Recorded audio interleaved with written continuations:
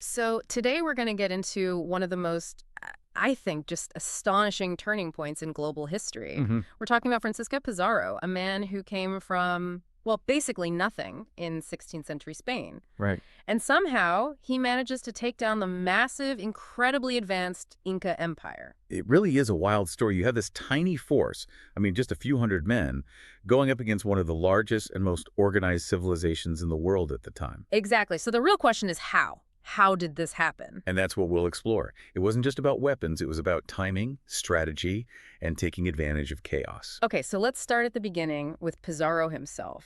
Hmm. To understand his drive, you really have to look at where he came from. Yeah, his origins are everything. He was born in Trujillo, Spain, late 15th century.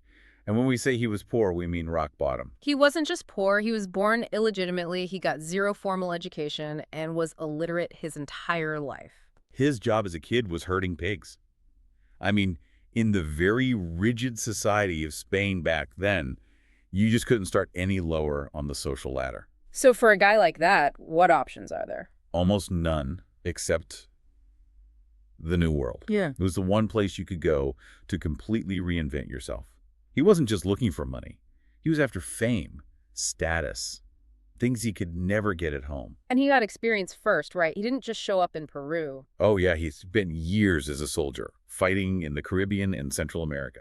That's where he learned how to lead and fight in this new environment, long before he ever heard the rumors that pulled him south. And those rumors were pretty incredible. They were tales of a massive empire hidden in the mountains, just overflowing with gold and silver. And you have to remember, he had a distant relative, Hernan Cortés. The guy who conquered the Aztecs. Exactly. Pizarro didn't just want to be rich. He wanted to be more famous than Cortés. But you can't just sail off and conquer an empire on your own. You need official permission. Right. You do.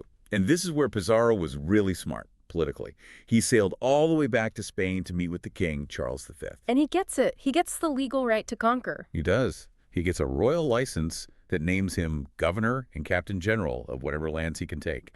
In return, the Spanish crown gets a fifth of all the treasure. So in 1532, he finally lands on the coast of what is now Peru.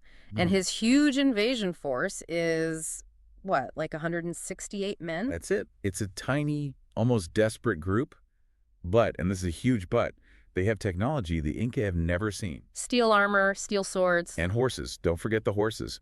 An armored man on a powerful horse was like a living tank to people who had never seen one. It was a massive psychological weapon. Okay, but what's maybe even more important is what Pizarro walked into. The Inca Empire he found was not the empire it had been just a few years earlier. It's not even close. Before a single Spanish soldier set foot there, European diseases had already arrived. Smallpox, yeah. It swept through the Andes in the 1520s and killed millions of people. And crucially, it killed the emperor and his chosen heir. Which creates a massive power vacuum. A catastrophic one. It leads directly to a bloody civil war between two of the emperor's surviving sons, Atahualpa and Huáscar. So they're fighting each other for the throne. For years, the war just tore the empire apart, draining its resources and killing off its best warriors.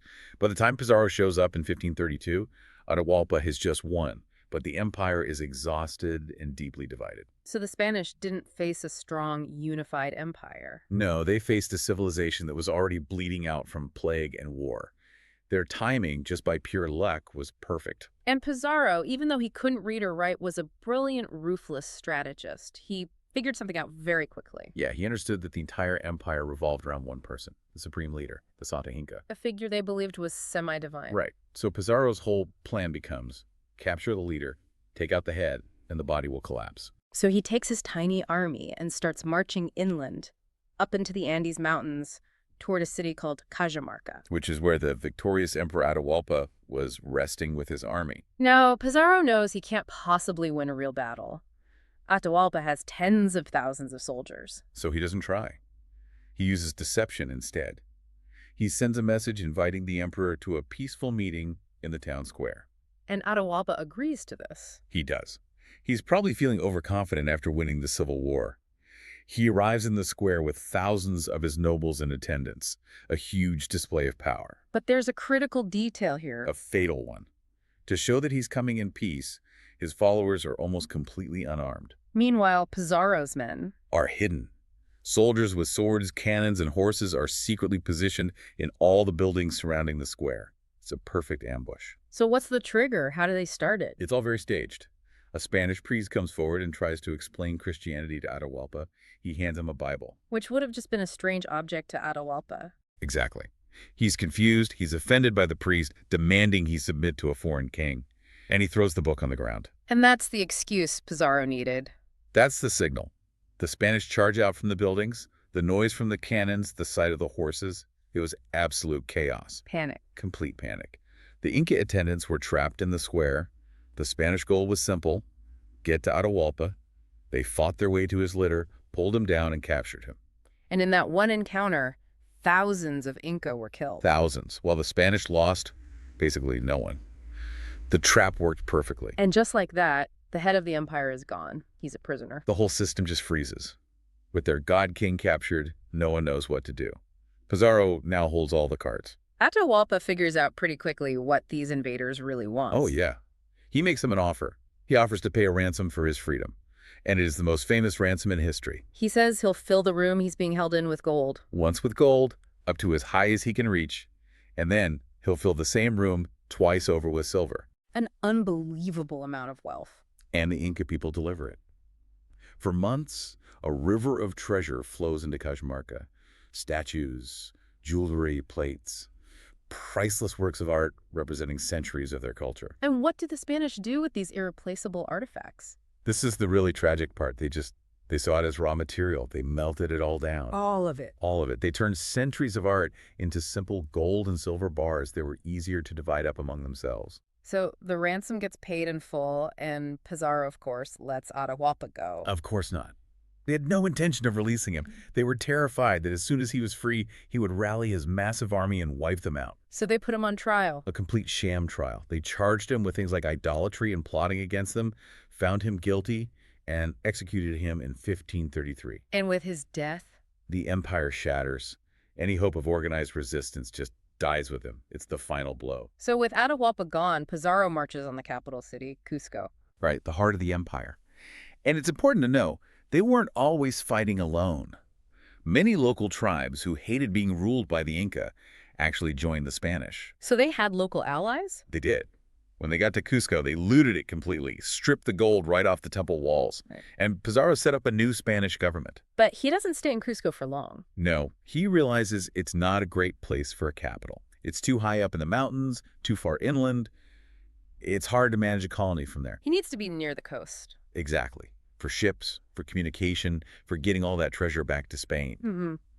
So in 1535, he founds a new city. Lima. Lima, the city of the kings. And it quickly becomes the most important Spanish city in all of South America. You would think after all that, after conquering an entire empire, that would be the end of the fighting. You'd be wrong. The greed that drove the conquest didn't just disappear. The Spanish conquerors immediately started fighting among themselves. Over the spoil. Over who got what land, who controlled what city. It exploded into a new civil war, this time between the Spanish themselves. And the main conflict was between Pizarro and his old partner, Diego de Almagro. Yeah, they fought over who should control the rich city of Cusco. Mm-hmm. Pizarro's side won, and he made a fatal mistake. Yeah. He had Almagro executed. Which just created more enemies. A lot of very angry, very vengeful enemies. Almagro's son and his followers wanted revenge, and they got it. In 1541, right? Yep. A group of assassins stormed Pizarro's palace in Lima while he was eating lunch. And even though he was an old man by then, he apparently fought back hard. He did. He fought with his sword, but there were too many of them. They overwhelmed him and killed him right there in his own palace. A violent end for a man who lived by violence. A perfectly fitting end. His life and his death really set the stage for centuries of Spanish rule and brought the Inca Empire to a sudden, tragic end.